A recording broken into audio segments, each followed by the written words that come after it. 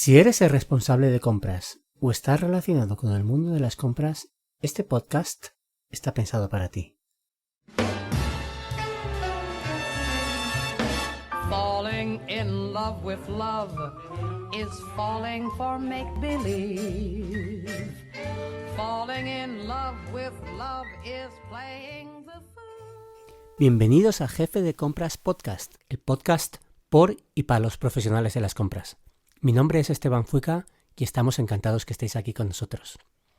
Este podcast forma parte de E-Commerce Every, empresa especialista en manutención y suministros industriales, con más de 30 tiendas online. En el episodio de hoy hablaremos sobre cubetos de retención. Bueno, pero antes de continuar, dejadme anunciaros a nuestro patrocinador de hoy.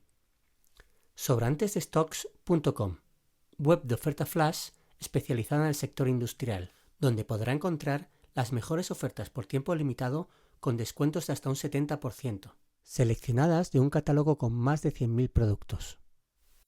El 25 de julio de 2017 se publicó en el BOE el Real Decreto 656/2017 denominado norma APQ.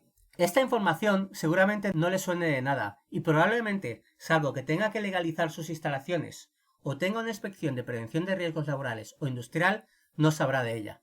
Bueno, dicha norma rige las normas de almacenamiento de productos químicos, que casi cualquier empresa posee en mayor o menor medida. Para hablarnos de las medidas de protección que son necesarias para no incurrir en irregularidades y los contenedores que son necesarios para evitar contaminación de suelos, hoy tenemos aquí dos expertos en la materia, que nos explicarán todo lo que tenemos que saber. David Izquierdo, esta vez viene en representación de cubetos.com, web dedicada a la venta de contenedores para la prevención de derrames y en especial los cubetos de retención. Y no viene solo, se ha traído a José Aguado de MTC Ibérica, experto y proveedor principal de la web de cubetos.com. Entre los dos nos hablarán a fondo de todo lo que un jefe de compras tiene que saber sobre este interesante tema. Buenos días, David, ¿cómo estás? Buenos días, ¿qué tal? Buenos días, José, ¿cómo estás? Buenos días, perfecto, gracias. David, ¿puedes hablarnos un poquito sobre cubetos.com, por favor? Sí, cubetos.com es una web específica para cubetos de retención, armarios de retención, almacenes y también hay algo de producto para solventes para prevención de derrames, para recoger cuando ha habido un accidente, recoger el producto que se ha caído al suelo. Allí pues ayudamos a las empresas a solucionar sus problemas para cumplir la normativa. José, ¿nos puedes hablar un poquito sobre MTC Ibérica? MTC es una empresa, es una multinacional europea que se dedica a la fabricación de productos relacionados con la prevención y manipulación de productos químicos. Es una multinacional europea, tiene varios centros de producción repartidos en Europa y a través de estos centros de producción se fabricamos los diferentes tipos de material relacionado con todo lo que sea prevenir y manipular cualquier tipo de producto químico. ¿Podrían explicarnos más en profundidad qué vendría a ser la norma APQ? La normativa APQ, almacenamiento de productos químicos, es la normativa actual vigente que regula todo lo que tenga relación con el almacenamiento de productos químicos. Y dentro de esta norma hay un apartado que se define como sistemas de contención, que define exactamente cómo tenemos que tener los diferentes envases que contienen productos químicos, sean de la naturaleza que sean. Dentro de este apartado, denominado sistemas de contención, te explica exactamente lo que es un cubeto de retención, que no viene a ser nada más que otra cosa que una solución para poder contener estos derrames. En definitiva, un cubeto de retención es como un recipiente de seguridad móvil sobre el cual se colocan los diferentes envases que contienen los productos químicos, garrafas, bidones, cubicontenedores, etc., y que sirven para contener derrames, y la tipología de este tipo de cubeto y las características es lo que viene definido dentro de lo que es la APQ, que es la normativa vigente para este tipo de productos. ¿Y qué capacidad de retención debe tener un cubeto de retención? El cubeto de retención tiene que tener una capacidad de al menos el envase más grande que tenga encima. Si tiene, por ejemplo, un bidón de 220 litros, es el más grande, pues serían 220 litros o un 10% del total de los envases. Esa es la norma que hay para para la capacidad de retención. Ujú. Y tengo entendido que los cubetos suelen ser de plástico o de metal, ¿no? ¿Por qué se debe usar el uno o el otro? ¿Por qué se tiene que usar de plástico o por qué se tiene que usar de metal? Nos lo va a definir el tipo de producto químico que contengan los envases que van encima del cubeto. Por decirlo de una forma más entendible, cualquier cubeto de retención serviría para cualquier tipo de producto químico, excepto si es un producto corrosivo, que ha de ser siempre de polietileno, o si es un producto inflamable, que se recomienda que sea siempre de acero. Exceptuando estos dos tipos de productos, en realidad cualquier tipo de cubeto, bien sea de polietileno o de acero, iría bien para cualquier tipo de producto químico. Hace años yo tenía un proveedor que cogía los contenedores metálicos y los recubría con una especie de material para que sirvieran también para corrosivos. ¿Sabes algo de esto? Sí, correcto. Hay veces que dependiendo, porque claro, todo va en función del tipo de producto que se tenga que almacenar, el número de envases y la cantidad de envases y la capacidad de los envases. ¿Qué ocurre? Que muchas veces, cuando tenemos toda esta información, pues a lo mejor el cubeto de retención no es la mejor solución para tener este tipo de material y tenemos que recurrir a otro tipo de cubeto que tiene que ser de acero, como puede ser, por ejemplo, un armario con puertas, Vale. que dentro tiene un cubeto. Entonces, cuando llega esta situación, como no se puede decidir el material, entonces estos cubetos, la parte interior va forrado con una especie de resina, que en realidad es un vinilester. Exacto, exacto. Es un vinilester que con esto lo que hacemos es que reforzamos la parte interior del cubeto de acero para que pueda soportar productos corrosivos. Vale. Es que tenía un proveedor que lo hacía así. Sé que los metálicos los recubría con un tipo de resina y tal, y hacía que sirvieran también para tema de corrosivos. Ahora, últimamente no he visto mucho de eso, pero No, no deja de ser una solución cuando por las características del tipo de armario o cubeto que se tiene que elegir no puede ser de polietileno. Pero en principio, para envases de cantidades pequeñas siempre se recomienda para productos corrosivos que sea de polietileno. de polietileno, correcto. Sí, porque el polietileno aguanta cualquier tipo de producto corrosivo. Sí, es curioso que parece más débil, ¿no? El polietileno que el metal y sin embargo aguanta más tipo de producto. Sí, aparentemente podría decir, bueno, como esto no deja de ser entre comillas un plástico, parece que sea algo mucho más débil. Sí, parece que sea frágil, pero Incluso la capacidad de peso que puede llegar a aguantar un cubeto de plástico, entre comillas, de polietileno, muchas veces es superior al peso que aguanta un cubeto de acero. los cubetos de retención, yo cuando lo he visto, la mayoría se hacen con rotomoldeo, ¿no? Se suelen hacer con el sistema de rotomoldeo. Bueno, en realidad la mayoría se hacen por inyección. El rotomoldeo, Ah, por inyección. sí. Pensaba que los hacíais de rotomoldeo. Nosotros solo fabricamos cubetos de polietileno rotomoldeados, pero es una característica nuestra del TISI. La diferencia entre el rotomoldeo y la inyección es que el rotomoldeo es un plástico que admite golpes y tiene una protección frente a los rayos solares UVA que te permiten que este cubeto pueda estar en el exterior sin que se deteriore. Ah, vale, correcto. Los cubetos que están hechos por inyección, pues son aparentemente más duros, más rígidos, pero soportan peor los golpes. Bueno, pero eso igual es más por el tipo de plástico que lleva a la hora de hacerlo, ¿no? Supongo. Si es polietileno, polipropileno. Normalmente el polipropileno es más como más cristal, ¿no? Cuando se cae tiene más tendencia a la rotura que el polietileno, ¿no? Exacto. Esto suele ocurrir cuando es por inyección, porque al ser plástico inyectado es más duro el plástico y entonces al mínimo golpe lo que hace es que se rescrabaja. Es como un cubo cuando se nos cae al suelo que se raja.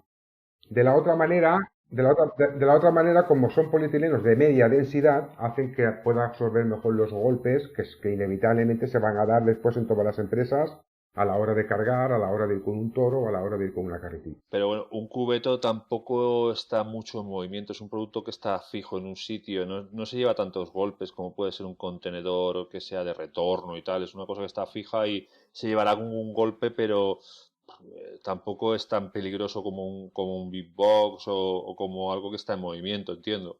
No tiene tanta rotura, entiendo yo. Bueno, aparentemente sí, pero en la práctica la verdad es que se llevan muchos golpes simplemente a la hora de cargar y descargar el material. ¿Eh? Cuando tenemos un cubeto que lleva encima una cuba de 1000 litros, el señor que va con el toro, al descargar y cargar, a lo largo del tiempo es inevitable que le va a dar golpe. O con las uñas del toro o con el propio palet del cubicontenedor. Si lo atraviesa con la pala de la carretilla, ya da igual que sea de polietileno, que de polipropileno, que sea de acero, lo atravesará igual. Yo he visto atravesar contenedores metálicos con la pala de la carretilla. Sí, muchas veces ha ocurrido. José, ¿tú sabes la durabilidad media que tiene cada tipo? La durabilidad puede ser ilimitado, todo va a ir en función del mantenimiento que se le dé. El cubeto de acero requiere un mayor mantenimiento que el cubeto de polietileno. El cubeto de acero solamente Se tiene que pintar y... claro, se tiene que pintar. Va a depender si está expuesto al sol o está dentro o... Los cubetos de polietileno, aunque esté expuesto al sol, llevan un tratamiento especial para absorber los rayos UVA del sol. No le va a afectar en cuanto a la durabilidad y en cuanto a la limitidad. Yo dudo mucho que una empresa repinte en un cubeto de metal. Nunca. Lo normal es que se quede como se quede y ya está. Pero bueno. Eh, sí, a ver, si se oxida al final acabará haciéndose un agujero y acabará teniendo fugas, claro. Normal. ¿Cuándo se recomienda pasar de un cubeto a un almacén con retención? Eso va a depender de la cantidad de producto que se tenga que almacenar. Cuando la cantidad es muy importante, entonces ya podemos empezar a estudiar la posibilidad de poner de poner un contenedor en vez de un cubeto de retención. De todas formas, para poder llegar a esta conclusión, primero, bueno, se tendría que hacer un estudio sobre las necesidades de almacenamiento. Sobre todo las necesidades de almacenamiento, el espacio disponible, el tipo de producto y entonces y también la cantidad de producto. Esto nos va a determinar cuándo va a ser mucho más factible, mucho más económico el pasar a un contenedor de almacenamiento que no a un cubeto. Y puede ser que se pongan fuera almacenes exteriores por tema también de prevención de incendios y cosas así. Porque yo veo que cuando son residuos peligrosos tienden a tenerlos en los patios en vez de tenerlos dentro del almacén. Se aconseja siempre poder ponerlo en el exterior. De todas formas, la normativa también contempla que un almacén para productos inflamables pueda estar en el interior. Todo esto es lo que he comentado anteriormente, que va a estar en función pues, del espacio disponible, del tipo de producto y hay empresas que sí te pueden permitir el tener en el exterior un almacén para productos químicos. Y otras empresas, por la estructura de espacio que tienen, no le es posible, pero la normativa sí que te permite poder tenerlo cumpliendo con esta normativa dentro del interior de las empresas. Cuando hablamos de inflamables, ¿qué significa la sigla RF90? Retención al fuego 90 minutos, ¿no? Sería. Concretamente es resistencia al fuego. RF quiere decir la resistencia al fuego que posee ese armario. Acompañado del número, el número te va a decir los minutos de resistencia, por ejemplo, RF90 quiere decir resistencia al fuego 90 minutos. Vamos, básicamente que tienes 90 minutos para salir corriendo antes de que explote, ¿no? Básicamente lo que quiere decir es que en teoría ese armario puede estar envuelto en llamas durante 90 minutos sin que el producto de dentro se vea afectado. Claro. ¿Y cómo se consigue esta resistencia al fuego? La resistencia al fuego se consigue con una especie de paneles de fibra de vidrio que van puestos, vamos a decir, lo que sería la pared de un armario, no dejan de ser dos chapas de acero, y entre las dos chapas de acero se crea como una especie de cámara, y esta cámara va recubierta por una especie de fibra de vidrio. El grosor de esta fibra de vidrio es lo que nos va a determinar la resistencia al fuego de ese armario. Si ponemos un grosor de 60 milímetros, el armario va a tener una resistencia al fuego de 60 minutos. Si ponemos un grosor de 90 milímetros, la resistencia va a ser de 90 minutos. Una pregunta, cuando se detecta un incendio, ¿esos almacenes, esos armarios se cierran solos o depende de modelo? Los almacenes que nosotros denominamos para envases menores, que son los almacenes, que son los armarios, más que almacenes son armarios para productos inflamables que se suele ver en casi todo tipo de industria, estos armarios llevan un fusible que cuando detectan una temperatura superior a 74 grados, se derriten y automáticamente cierran las puertas de los armarios. Por eso valen lo que valen, claro. Sí, claro. porque llevan ahí cierta tecnología. Claro. Después, en los almacenes grandes, donde tenemos miles de productos químicos, este sistema de este sistema de cierre automático de puertas también se puede adaptar. En principio, los grandes almacenes no lo llevan porque los grandes almacenes están destinados exclusivamente a tener almacenado el producto. Los armarios, como los armarios sirven para tener productos inflamables, pero también se utilizan mucho en el día a día y en la operativa diaria de cada empresa, suelen estar mucho tiempo con las puertas abiertas. Entonces, estos armarios sí que siempre van con esta detección de incendios para poder cerrarse automáticamente. Vale, para un jefe de compras que tiene que comprar para su almacén, ya que hay muchos tipos de cubetos y a veces resulta un poco difícil saber cuál sería la opción idónea para cada caso, ¿nos podrían aconsejar qué modelo es más efectivo para cada caso? Bueno, yo en principio lo primero que haría es cuando hablamos con un cliente es preguntarle qué es lo qué envases va a poner en el cubeto para saber la retención que se necesita y qué tipo de producto van a llevar esos envases también para adecuarlos a lo que el cliente necesita. Entonces, yo siempre soy partidario de preguntar primero a los clientes estas preguntas para buscarles el producto que necesitan realmente. Sí, correcto. Básicamente, lo que se tiene que tener en cuenta a la hora de definir un cubeto es la cantidad de envases que tú vas a poner encima del cubeto y la capacidad de cada envase de los que vas a poner encima del cubeto. En función de estos dos datos, obtenemos el modelo concreto que se necesita de cubeto. Bueno, y bueno, también el uso, ¿no? Sí, bueno, también tenemos que saber después qué uso le va a dar al cubeto, si simplemente es para tener almacenado unos bidones o lo va a utilizar como dosificador para diferentes envases menores. Claro, tenemos también que conocer el uso que se le va a dar a este cubeto de retención. Exacto. Por el tema del relleno, para que tengan la boca para cuando pueda rellenar otros contenedores menores y no tenga esa fuga de gotitas que se caen cuando están rellenando. Hay que preguntar. Claro. Entonces sería uso, tamaño, por decirlo de la manera, ¿no? El envase, el producto que está dentro, por si es corrosivo o es inflamable, Correcto. y el uso que se le va a dar. Uh-huh. Y bueno, y luego el número de contenedores para adecuarlos a un cubeto de un tipo o ya irnos a almacenes o armarios o lo que fuera. Entonces, en este caso hay que hacer bastantes preguntas porque es un producto bastante técnico. Entonces, meter una cosa que no le va a servir al cliente después no tiene sentido. Luego se va a enfadar y nos va a llamar diciendo lo que le hemos mal aconsejado. Entonces hay que preguntar las cosas. Muy bien, muy bien. ¿Y hay alguna normativa, alguna especie de tabla? Sí, bueno, en cuanto al tipo de cubeto, hay un dato que siempre nos suelen dar los clientes, que precisamente, que para ellos aparentemente es un dato muy importante, pero que no lo es, que siempre nos suelen decir, necesito un cubeto de una medida de tanto por tanto por tanto. Y en el tema de los cubetos de retención, las medidas es lo de menos. Siempre nos tenemos, como ha dicho David anteriormente, siempre nos tienen que informar del tipo de envase que van a tener, la cantidad de envases, y eso es lo que nos va a decir la medida del cubeto que tiene que ser. Claro. Ya ellos tendrán que adecuar el espacio en su sitio para poder poner el cubeto. Evidentemente, va a estar en función del número de envases y la capacidad de envases que quieran poner. Claro. Bueno, yo cuando iba a la EGB, esto es otro tema que me ha resultado interesante, porque eso era por el Pleistoceno más o menos. Recuerdo que te llamó serrín, que se utilizaba para tapar cualquier tipo de derrame, ya sea en las aulas, en los pasillos, en el comedor, siempre que pasaba algo se echaba serrín. Y me ha llamado mucho la atención, por ejemplo, en cubetos.com hay una sección entera de absorbentes y no he encontrado el famoso serrín por ningún lado. Es que no está permitido utilizar serrín porque es inflamable. Entonces, solo se pueden utilizar productos para absorber que no sean inflamables. José, de esto sabe algo más, le puedes informar un poquito más. ¿Qué tipo de producto se utiliza? Sí que es verdad, hasta hace relativamente poco tiempo lo más común ver en cualquier tipo de industria era el serrín.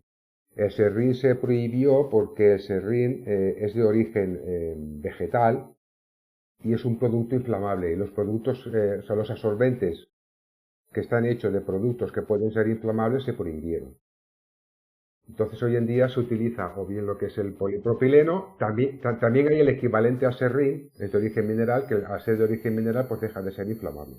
Pero el serrín ahora, hoy por hoy, está prohibido. ¿Y qué se hace después con con los restos absorbidos? Cuando se utiliza un material absorbente, todo este material absorbente que hemos absorbido con este producto absorbente, en todas las empresas existe un punto limpio, que es donde se tiene que poner el material que se ha absorbido a la espera de poder ser entregado a un gestor de residuos para que le dé la finalización correcta. Además, es importante porque cuando, por ejemplo, estás dando de alta a una empresa, te exigen decir los residuos que generas y dónde van a parar. Entonces, en ese proceso, igual que cuando tienes que cumplir la normativa 14001 o la ISO o tal, te exigen decir, vale, ¿qué residuo generas? ¿Vale? ¿Y quién se está llevando ese residuo?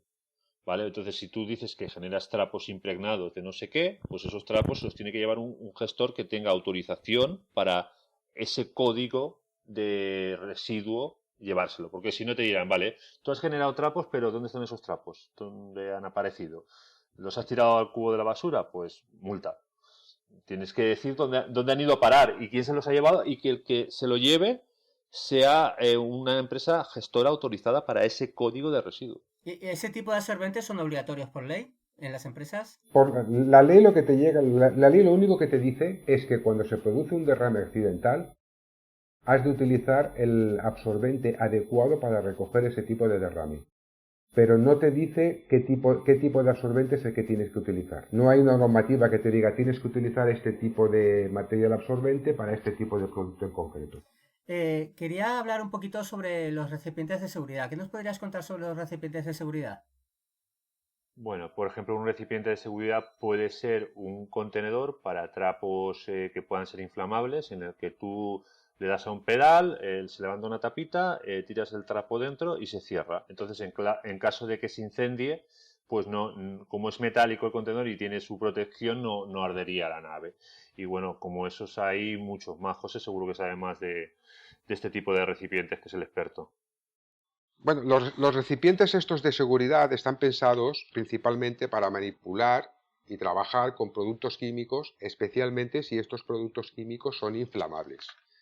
Existe una serie de productos que son para transportar estos productos inflamables y después hay diferentes tipos de productos que sirven, como he comentado anteriormente, para hacer manipulaciones en trabajos de este tipo, como pueden ser las papeleras de seguridad, donde vamos a poner todos los trapos que tengamos impregnados con productos inflamables, como pueden ser los empapadores, para utilizar especialmente disolventes para el lavado de piezas, o como pueden ser una especie de bancos de trabajo que se utilizan para hacer enjuagues con disolventes y productos inflamables. Este tipo de producto, la principal característica que tiene es que está todo diseñado y fabricado bajo un punto de vista de la seguridad. Todos van incorporados con parallamas y con cierre automático en caso de incendio, para evitar este tipo de accidentes. ¿Cómo asesorarías a un jefe de compras para que esté al día y en orden con la normativa vigente? Bueno, yo lo que creo que se tiene que dejar aconsejar por los que saben de este tema. Entonces, nosotros en cubetos.com somos expertos en este tipo de contenedores y nos conocemos toda la normativa y la legislación. Entonces, los comerciales que atienden la página lo conocen, pueden preguntar sin ningún tipo de compromiso y lo que harán es ofrecerle el producto más adecuado para lo que necesitan. Nosotros lo que nos pasa mucho es que nos encontramos que nos llaman cuando ya tienen el problema. En vez de llamarnos cuando pues tienen que modificar las instalaciones o tienen que hacer una apertura o cualquier tipo de adecuación de instalaciones, pues nos llaman cuando han tenido una inspección, cuando les ha llegado el de prevención de riesgos laborales, cuando ha venido, tienen que hacer una norma tipo ISO, o de vez en cuando entra alguna persona de calidad, medio ambiente, también pues nos llaman corriendo que tienen que solucionarlo rápidamente. En empresas tipo interproveedores de Mercadona, por ejemplo, pasa mucho que les hacen auditorías. Entonces, cuando toca auditoría, entonces todos a correr. Y eso suele pasar mucho. Tengo una auditoría, me han dicho que necesito esto y lo necesito para allá. Entonces nos toca correr y buscarle el cubeto rápidamente para que lo tengan solucionado. Veo también que pasa mucho con aperturas.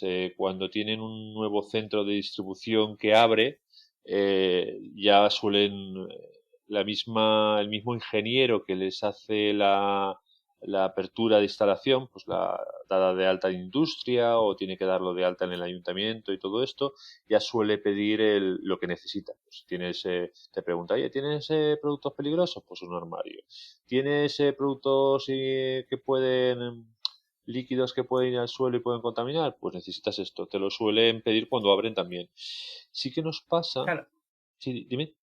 claro, esto sería que queda claro que prevenir es mejor que curar. Claro, prevenir es mejor que curar porque te ahorras luego el correprisas y la multa o lo que sea. Claro, que tiene que quedar claro que hay que cumplir con las normativas, porque si no luego te puede caer una buena multa. Claro, exacto. Y bueno, y que hay empresas que necesitan tener ciertas normativas de calidad para poder vender a otros clientes. Porque hay clientes que te digan, oye, si no tienes la ISO 9001 o la ISO 14001 no me puedes vender. Entonces, tienen que cumplir las normativas porque es un método de calidad para acceder a otros clientes, no solamente porque se lo exija la ley, pero bueno, la ley se lo exige. En cualquier momento puede venir el ingeniero del ayuntamiento donde estén y decir, a ver, vamos a hacer una revisión de esto. Pues mira, esto no cumple y si no lo cumples en menos de X tiempo, te echa por la puerta. Así es. Entonces eso hay que tener cuidado. Yo lo que sí que veo que hay empresas clientes nuestros que una vez que empiezan, ¿vale? Que ya se dan cuenta de que necesitan esto, cuando abren un nuevo centro, pues el jefe de compra ya lo sabe, porque ya le ha sucedido esto antes y directamente te llama y te dice, mira, tengo que abrir un nuevo centro en tal sitio, voy a necesitar contenedores para esto, esto y esto y esto. Y conforme van abriendo centros, pues es como una tarea más. Vale, necesitamos estanterías para poner los palés, pero también necesitamos los cubetos de retención y los absorbentes y los armarios para evitar, sobre todo si se dedican a tema de químicos o tienen ciertos productos que son recurrentes, que los tienen en todos los centros que abren. Claro, claro. Muy bien, muy bien, muy bien. ¿Puedes contar alguna anécdota? No hace falta entrar en detalles de nombres ni nada. ¿Alguna anécdota que te haya pasado con algún jefe de compras? Concretamente con los productos, esto que estábamos hablando últimamente de los productos estos de seguridad, había una empresa que nos pidieron unos botes para utilizar disolventes que no eran de seguridad y bueno, saltó una chispa eléctrica y hubo 2 empleados que acabaron con las manos quemadas precisamente porque esa chispa saltó en el disolvente y hubo un incendio.